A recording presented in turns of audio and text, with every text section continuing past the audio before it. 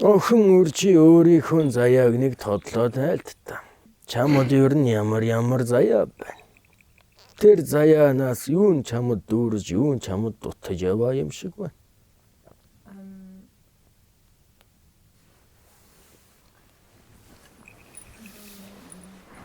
ийм нэг асуудал гэдэг юм чинь та өгшөө чарлна уу? Би бас нэг өөрөө Монголд ингээд олон жил байгаагүй 17-8 жил байгаагүй байж байгаад ингээд ирээд Монголдоо бас байгаад буцаж ирээд амьдарч байгаа хэл ам таныг хэлтгэр ингээд өөрийнхөө хэлэх гэсэн ямиг ингээд хэлээд ярьчих. Тэгэхээр бас нэг жоохон нөгөө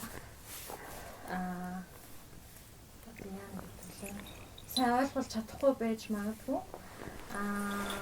Юу байна гэхээр энийг Монголын нэг нийгэм байна л да. Би өөр дээр нэг тусах биш нөгөө Монголд ирээд Монголын нийгэм одоо миний амьдарч байсан газар хоёрын нийгэм ингээд шал өөр байна.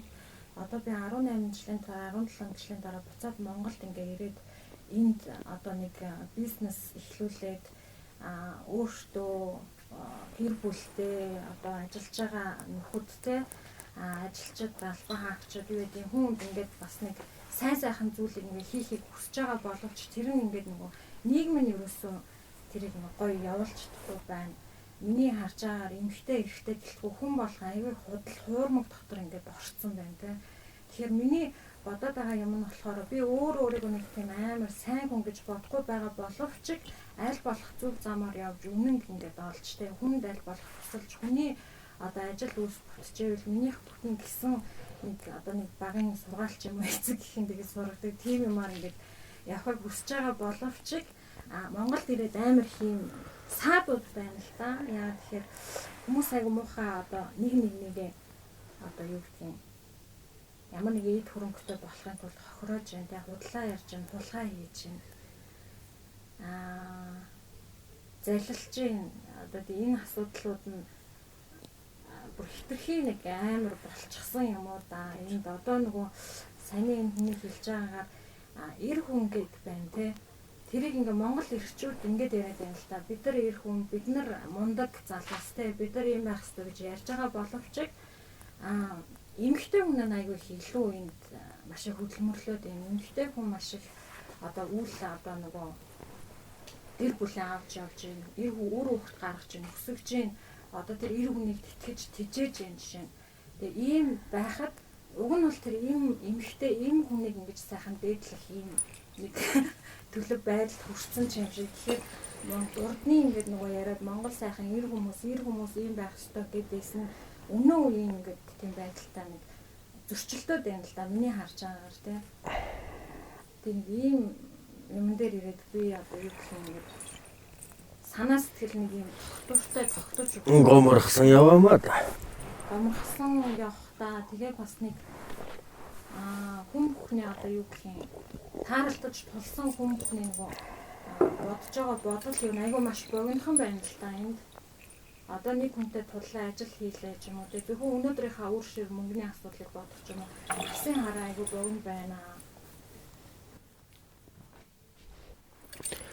Энэ нь жоохон юу хэлэж байна вэ гэхээр энэ жам гээ зүйлээс төө алсуур болж өнөөхөд айлдаад байгаа үч хүүхэнтүүдийн шинж тэмдгэнд цөм бүгдөө туйлын гээш юмыг тунгаан бодоод бодол нь тэрэ даваагаа давахгүй сэтгэл нь тэр дотроо чойжлогдоод хүний дүрстэй сүг болчиход байгаа шинжээ. Тэд үнэн хэрэгтэн өөрийнхөө мөн чанарыг алдаад байгаа. Чухам үүнийг айлдуулах гэж өвгөд бид охин үр чамаас эхлээд чи өөрийнхөө заяаг тодлоодхоо гэд байгаа. Чиний айлдаад байгаа тэр өрөөл бусдыг залилж өнтөө гаргийн нүдэнд нь ил байгаа хуруу хумсхын чинэн олдон шунаад эрэг хавруудын үйлийг багаар зүтгэхэд илүү олвол илүү удаан юмыг хийж бүтээхэд биш. Одоо л би үүнээс нь атгахгүй бол хоосон үлдэх мэт тийм хоосон бодол. Ийм юмтай яваа үрс бол өөрийнхөө заяа гэдэг зүйлийг огт мэдэхгүй. Энэ нь цаана ямар ялд унах вэ гэхээр өөрийнхөө заяандаа дарагдана гэж айхтар юм байдаг юм. Жишг нэ. Ингээд хүний хэвлээд тогтож үр болж мэндэлнэ гэдэг урдаар хүмүүн заяатай болчих байна тийм үү? Сүвжин тогтож им хүүсийг олов. Инхээр чи им заяатай нэгэн болж мэндэлж. Унсан газар угаасан ус байна гэдэг нутаг нуугийн заяа зүүшнэ. Хондлоо дээр нь хөхрөхт холбон байвал яах нь? Хөхт холбны заяа гэж нь бас байх.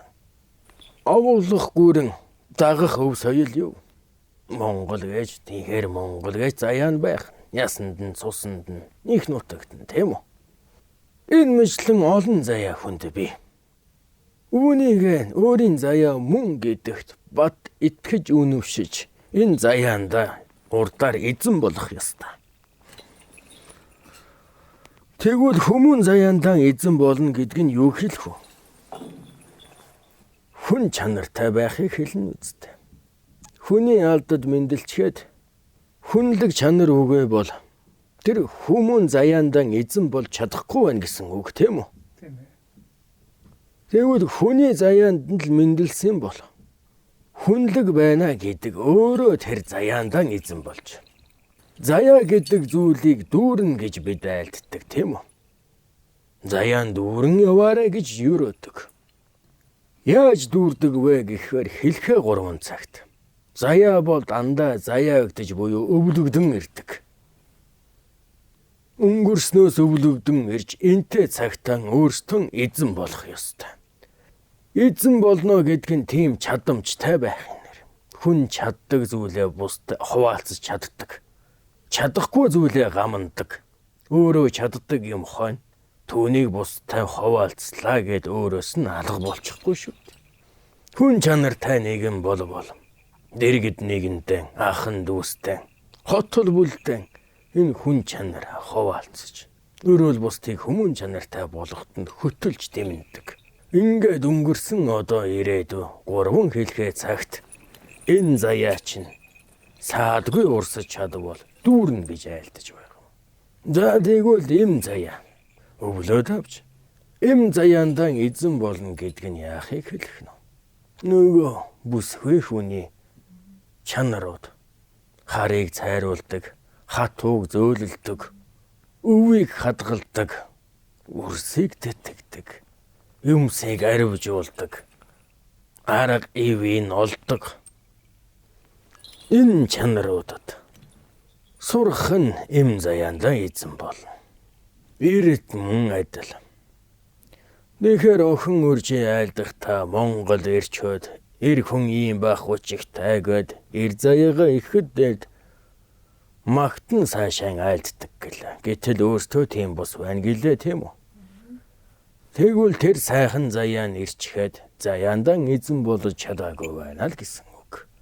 Тэгэхээр тийм эр заяандаа эзэн болж чадаагүй байгаа эрс. Өөрийн заяандаа эзэн болж чадаагүй бол өөрт нь юу ирэх нь? Эр хүн хийсэндээ хүрэхгүй бол яах вэ? Амныхан ард нь гарan байж амар гэдэг зүйлийг олдог тийм үү? Амныхан ард гарахгүй бол яах нь? Эр хүнээс тэр амгалан байдал нь алга болно. Тэвдүү сандруу болно. Худлайлддаг байх нь тийм үү? Ингээд эр хүний чинь өрдөө алд бий, алдарцуу, аху 3 чимдэг. Өөрийн алдрыг эрхэмлж явна гэдэг. Хэлсэн хийсэн 2 нь 1 байдаг. Энэ 2 зөрвөл алдар цуунд нь сэв суу. Сэв суухаар итгэл гээч нь үгүй болно. Эр хүн итгэл үгүй бол өөрөө л бустай алав бүл хэлэлцдэггүй. Юм хийж бүтээх боломжоо тэнд хаачж байгаа. Тийм үү? Итгэлийг алдаалвал эр хүн итгэлийг алдаалвал тийм. Инхээр өөрийнхөө заяанд л эзэн бол чадахгүй бол яах нь? Өөрийн чадамжууд үгүй бол. Чадамж байхгүй бол тэгээд ахуй байхгүй бол. Тийм. Ингээд ирэхээр яах нь? Өөрийнх нь бодол сэтгэл хоёр тулдаг. Нөгөө заяанд нь бол сайхан хүсэл тэмүүлэл нь байна. Сайхан заяа нь байна. Хүсэл нь байна. Тийм үү? Гэтэл бодолт нь өөр юм байна. Инхээр өөртөөгөө тэмцэлдэж. Энд уур бухимдал, гутг гунирал үүснэ. Тэгээд амьдрал нь докторгүй бол. Тэгнь. Инхээр инрэлтэй нэгнэж инэрч чадхаа байна. Хүслийнхээ дандаа эсрэг болдог. Үр хүүхдээ хотод өргөөгөө сайхан аваад явъя гэх хүсэл нь байдаг. Гэтэл бодол сэтгэл нь дэмцгээр тэндээс үүсэж байгаа хар хэм яах вэ? Тэрийг нураана. Буруу замаар бодоод байвал буцахтаа шороод байна гэдэг шиг болно л гэсэн үг шүү. Зөв. Энэ надад нэг асуулт байна л да. Одоо нөгөө тийм хувь заяаг ингээд аваад ингээд төрсөн тэрэндээ эзэн болно болох ёстой байгаа тийм. Гэхдээ тийм нэг одоо юу гэх юм тийм заяа тавилан ямар нэгэн байдлаар ингээд төрөгдөө тэр хүнд очсон байх юм боломж байхгүй. Одоо би тэрийг юу гэж хэлэх гээд байна гэхээр эмэгтэй хүн болж өсгүй хүн болж төрлөө. Тэгэхээр заяагаа одоо эн чинь ингээд чиний хувь тавилан заяа. Тэгэхээр чи энэ ингээд одоо үйлдэлүүдийг ингээд хийх эндээ эзэн байх ёстой гэсэн юм байна те.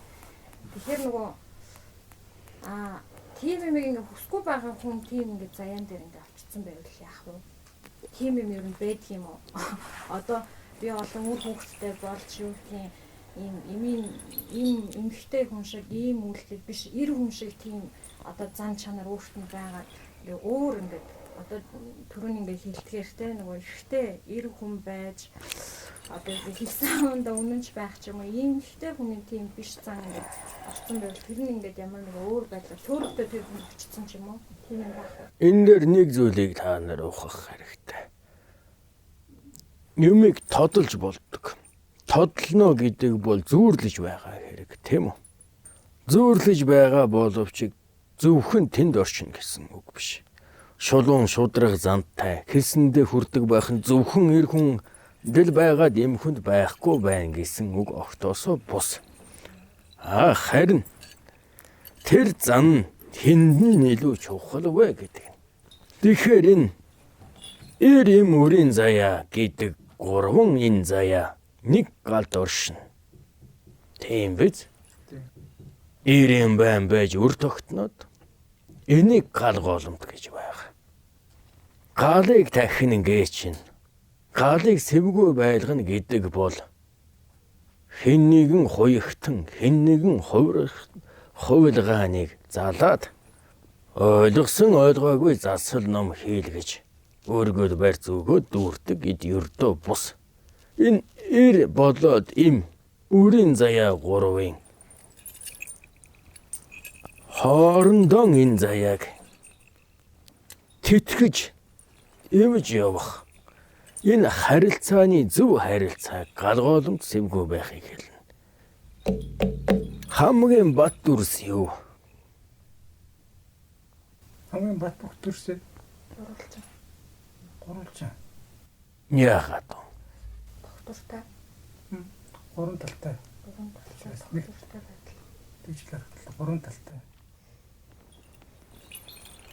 Урдаар эрн эр шиг байвал энэ үнцэг үүснэ тийм үү? Тийм. Им нэм шиг байвал энэ үнцэг үүснэ. Үрн нүр шиг байвал урдаар энэ гурван цэг үүснэ дээ. Эрээс имийн заяанд инэрл. Энэ тал нь бол энэ харилцаа. Буцаагаад энэ бол эр хүнээ хүндлэл. Энэ тал чинь эрен нэр шиг эмэн нэм шиг өрн нүр шиг байн байж энэ тал өөрөө таарна. Тийм үү? Гурвалжин бат бүрх байдгийн нэг онцлог нь. Эр заяанд ачаажин ирэв хаан суур болж байна. Ард нь анижл нь өрн байгаа учраас суурийг олж хүчтэй зогсож чадаж байгаа. Энд би хүчээр цогшиж даравчиг. Нэг үнцэг дангаар юм үнцэг байвал амар хаан бутарчихна. Хугарчихна. Энэ талууд нь байж үнцэх нь байж гурвулжин үүсэж байгаа учраас энэ ёроолын ийм жаахан газар ирж байгаа даралтыг ийм том талаар дааж байна шүү дээ. Мөн ийм хоёр том талаар зөөлөлж. Тийм үү?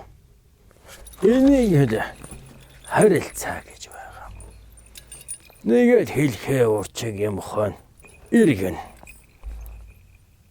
Иргсэн ч харагдах гурвалжин бол яг л гурвалжин хэвээр.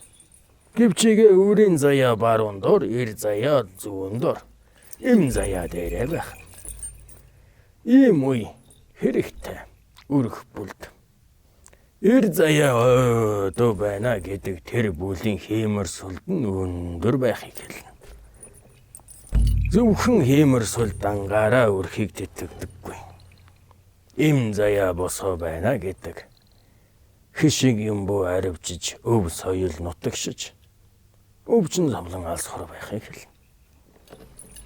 Ахад нэг эрэхэд үрс.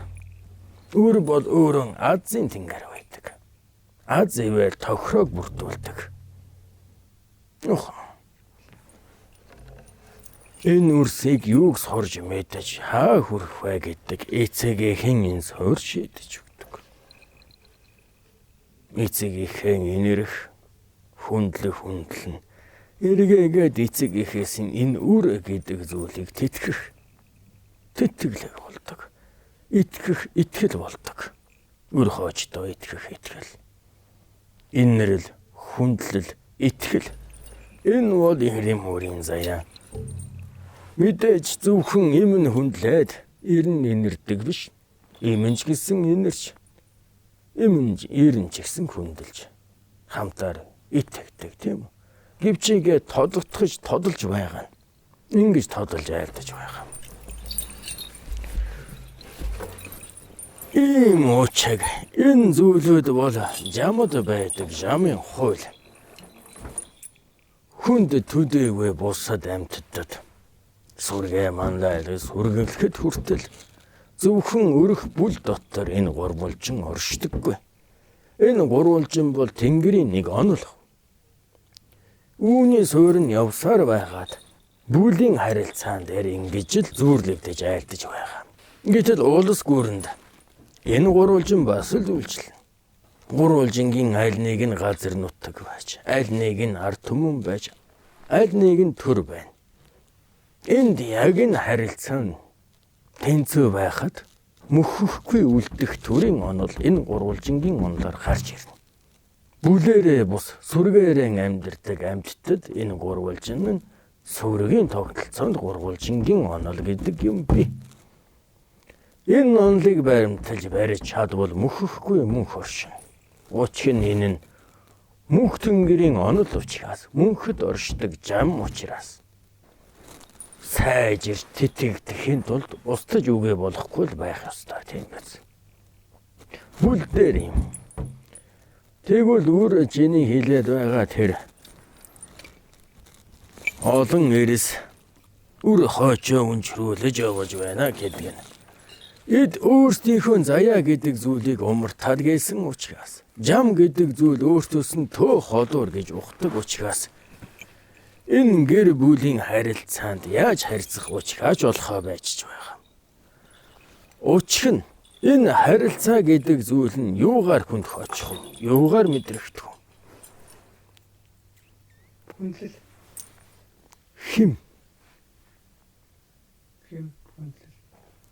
Хим. Хүн зөвхөн үгээр, үйлдэлээр харилцдаггүй. Химээрээ харилцдаг. Ихийн хэвлээд үр байхад хэлж яриаггүй ч гэлээ нэгэнтэйгээ бодлоо хуваалцдаг. Тийм үү?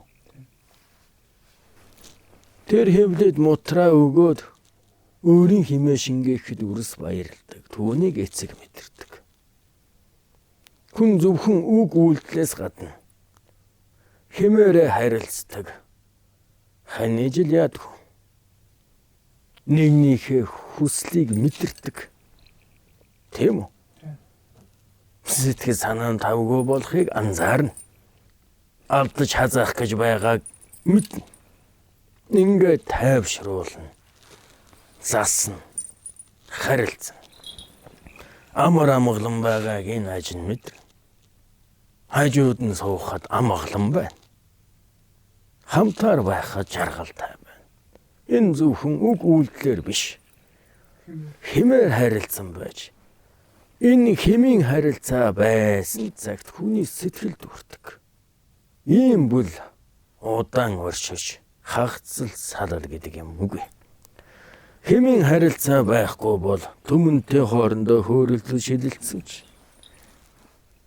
Түмэн тайвлэгсэл тайхуагцсан ч. Цаана нэг дутуу мэдрэмж төрдөг. Химээр дутдаг.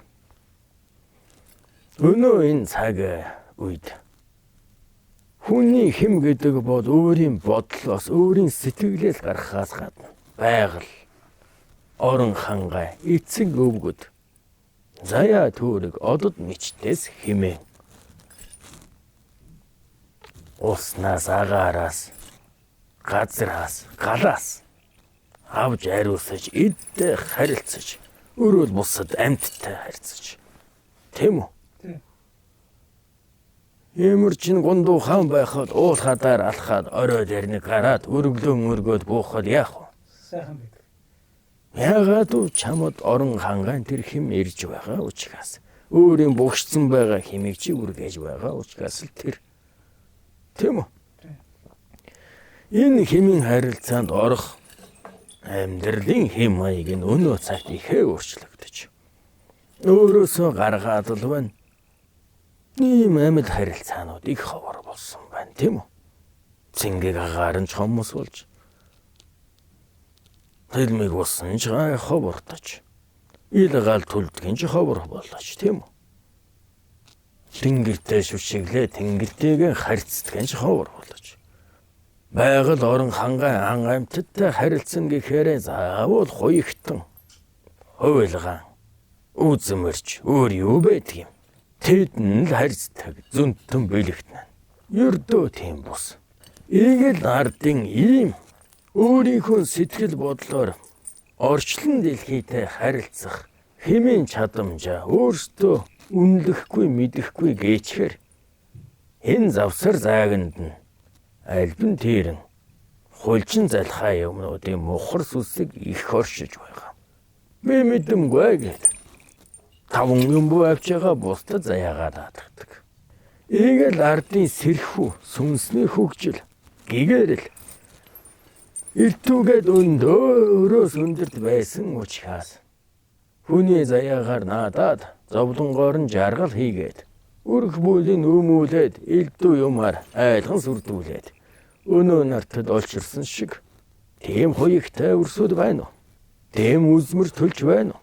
Тийм лам хуйлгаан байна уу? Байна. Яагаад вэ? Игэл ардын жамын тухай ойлголт, химийн тухай ойлголт, өөрийнхөө сэтгэл бодолд эзэн болоогүй үрс ариун их байгаа учраас тийм биз. Энэ нь баг байх тусам харин үнэн шийдэтгэнгүүдийн үйл их хомос болж байгаа. Учир нь энэ засал үйлийг хамтаар л хийдэг. Тэр хүн өөрийн чадамжийг л өргөх гэж байгаа. Тэр чадамжийг сэрээх нь, тэр ухаарлыг олуулах нь засал үйл. Түүнээс урд нь ороод чадамжийг өгчдөг хэрэг биш. Тийм үү? Тиймээс үйл хийгээд үүлийн ард барих жаяг гэдэг юм байдаг. Тэтгээд өгнө. Тэр үйлээс юуг олж ухаар юм? Юуг дадал болох уу гэдэг нь. Ямар өрөглийг өөрөө өргөж, ямар бодлыг биедээ хурааж, ямар үйлийг хийх вэ гэдэг нь өөрөөс их хамаарах зүйл. Түүнийг нь ойлгуулж ухуулж өгөх нь үүрэг нь. Өөрөн өөрийнхөө ахуй хов заяанд цор ганц хүн л эзэн бол. Хэн өөрөө л эзэн бол. Эцэг ихэнч дэм болохгүй. Тийм үү? Алд биеийг нь тэн төрүүлэхээс, заяаг нь өртөөдөж өгөхөөс, өөрийн зүтгэлийг нь өмнөөс нь хийгээд өгчдөг юм гэж байхгүй тийм биз?